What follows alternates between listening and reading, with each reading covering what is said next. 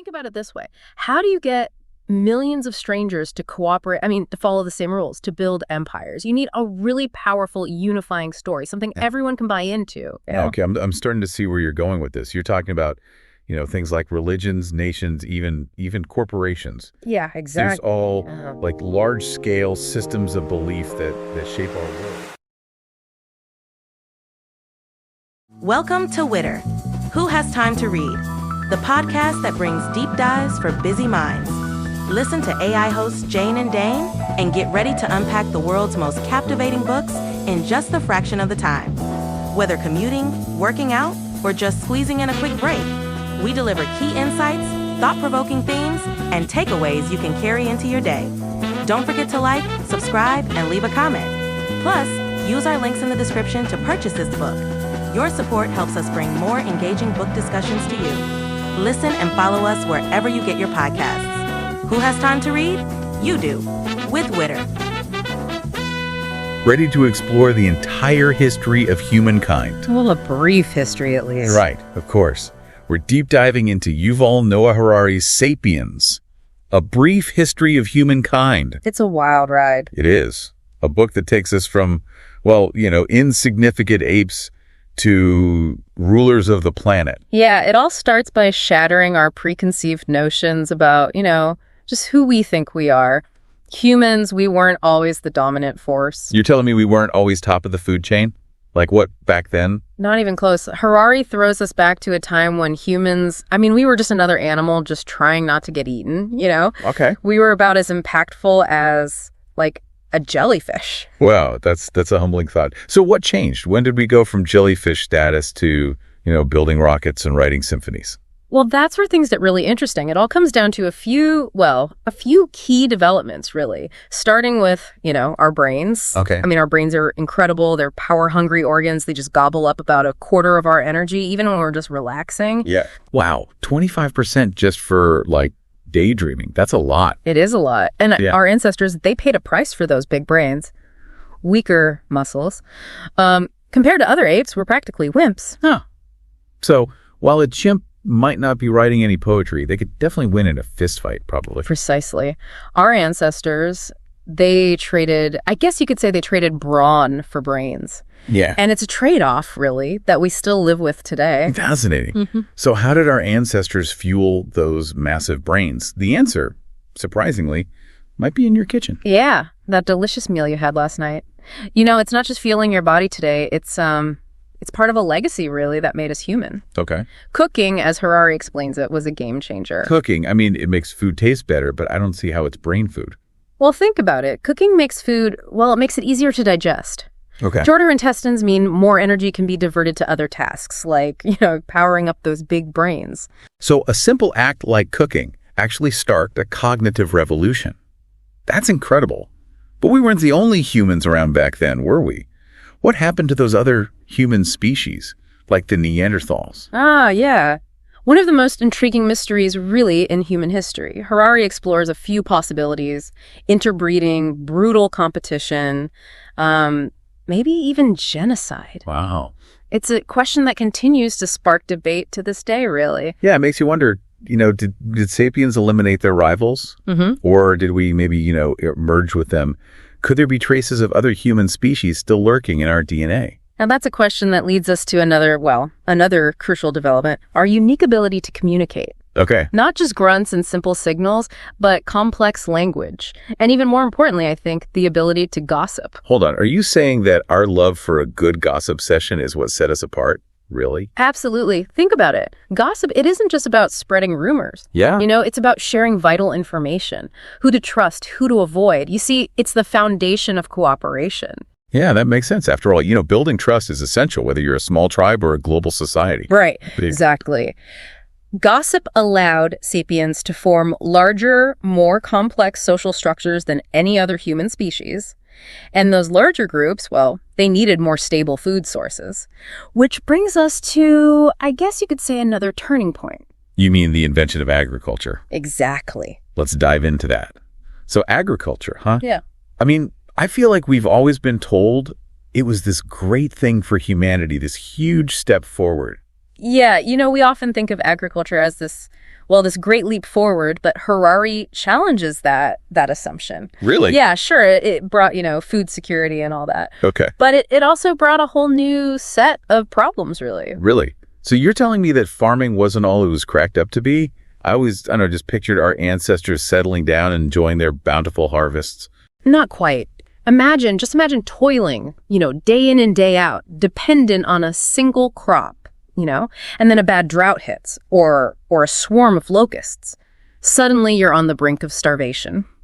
Okay, yeah, that does not sound so idyllic anymore. I never really thought about the risks involved in early agriculture. Yeah, and those risks, well, they led to a pretty fascinating development, I think. The rise of what Harari calls imagined realities. Imagined realities. Yeah. That sounds a little, I don't know, more like a sci-fi concept than actual history. It might sound a little strange, but think about it this way. How do you get millions of strangers to cooperate, to follow the same rules, to build empires? You need a really powerful, unifying story, something everyone can buy into. Okay, I'm starting to see where you're going with this. You're talking about things like religions, nations, even corporations. Yeah, exactly. There's all like large-scale systems of belief that shape our world. Exactly. These imagined realities, these, as Harari calls them, are the invisible scaffolding that kind of hold human societies together. Okay, I get it. Take money, for example. Money. You're saying money is an imagined reality. Well, think about it. It's just pieces of paper or metal, right? But we've collectively imbued them with value, that shared belief, that imagined reality. Well, that's what allows us to, trade, build economies, even wage wars. That's true. I've never thought about it like that before. Money only works because we all agree it does. But these imagined realities aren't always, I don't know, harmless, are they? Unfortunately, no, they're not. Harari shows how they can be used to justify, things like discrimination and inequality. He uses the example of, ancient beliefs about pollution to illustrate this. Pollution? You mean like environmental pollution? I'm not sure I'm following. No, not quite. Harari he's referring to the idea that contact with certain groups of people based on, I don't know, things like caste, religion, ethnicity could somehow pollute those deemed, superior.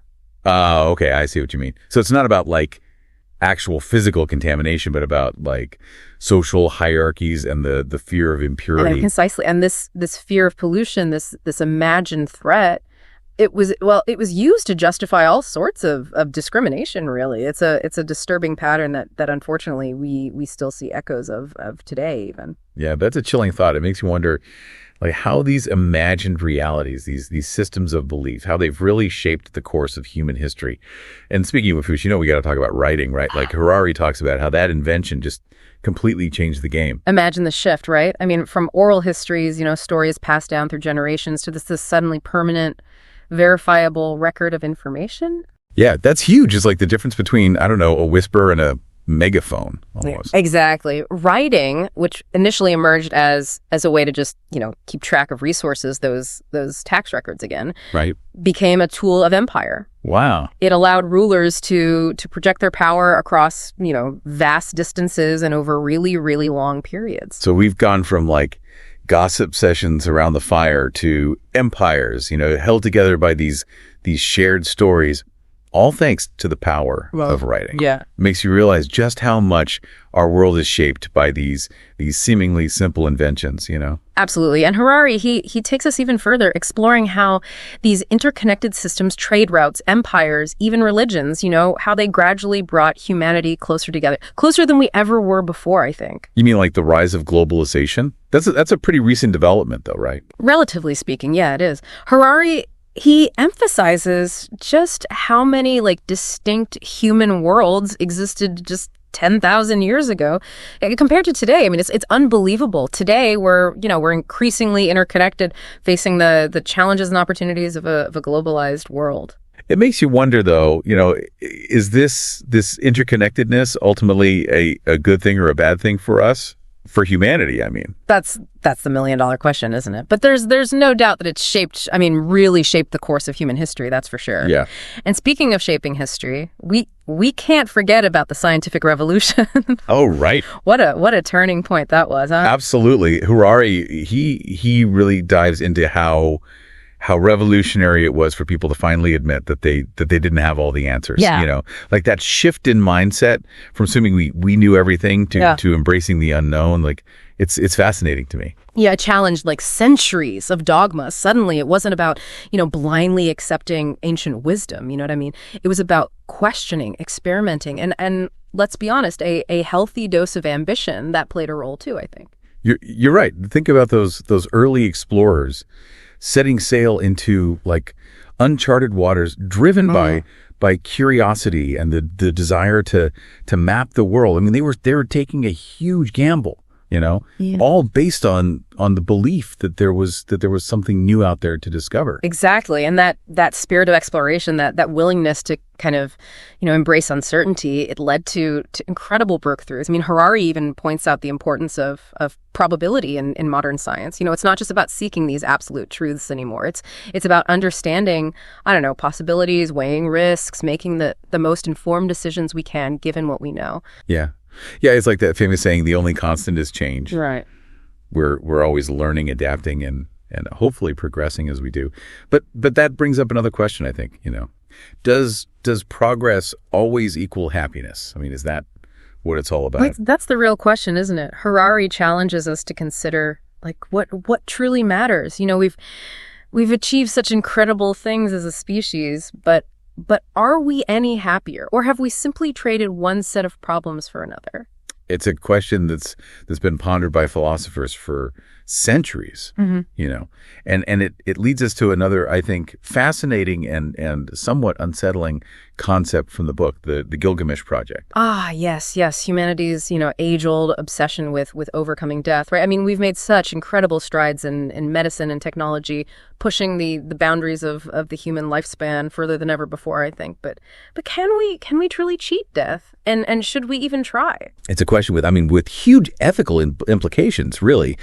If you could extend your life indefinitely, would you want to? At what cost? It's a question worth pondering, for sure. And it speaks to I think a fundamental truth about the human condition, our constant, striving for something more, our desire to kind of to transcend our limitations. So as we wrap up our deep dive into Sapiens, what's the biggest takeaway for you? What can we learn from this epic journey through human history that we just went on? I think the most important lesson, to me anyway, is that we're not just products of our genes, our biology, but we're also products of our stories, the stories we tell ourselves, the beliefs, the values, the narratives we share. I mean, they shape our world, and they do it in some really profound ways, I think. From the myths that held early societies together to the scientific principles driving modern innovation. It's clear that our capacity for storytelling, this is what truly makes us human. Don't you think? Yeah, and those stories, well, they're still being written. I mean, the future of humanity, it's yet to be determined, and we all have a role to play in shaping the next chapter. So to our listeners out there, what kind of story will you tell with your life? What kind of future will you help create? That's something for all of us to ponder.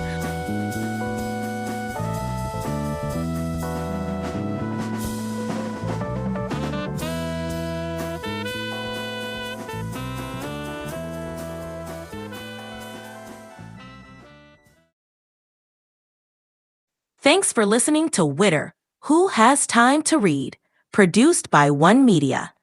Please support the author by purchasing the book or audiobook using the link in the description. It's a great way to help keep the art of writing alive. And stay in the loop. Subscribe to our newsletter for updates on weekly deep dives. And don't forget to share your thoughts or suggest our next deep dive at witterpodcast@gmail.com.